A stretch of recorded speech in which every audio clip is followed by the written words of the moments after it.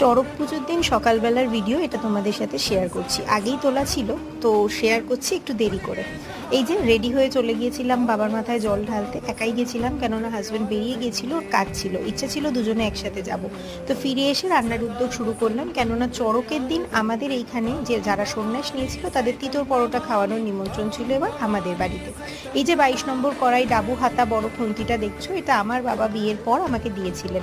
তোলা ছিল 3 বছর। এই বাবার এই অনুষ্ঠানে উদ্বোধন হলো। দেখো কি অদ্ভুত জিনিস না, এক বাবার দেওয়া জিনিস আরেক বাবার অনুষ্ঠানে। আর যে গামলাটা দেখছো ডাল ফুটছে, এটাও কিন্তু বাবার দেওয়াই ছিল। এদিকে রান্নাবান্না সেরে এসছিলাম একটু সন্ন্যাস দেখতে, ঝাঁপ দেখতে। মূলত মূল সন্ন্যাসী উপরে উঠে ফল দিলেন, মূল সন্ন্যাসীর ঝাঁপ হয়ে গেছে। অনেক ভিড় ঠেলে এগিয়ে এলাম।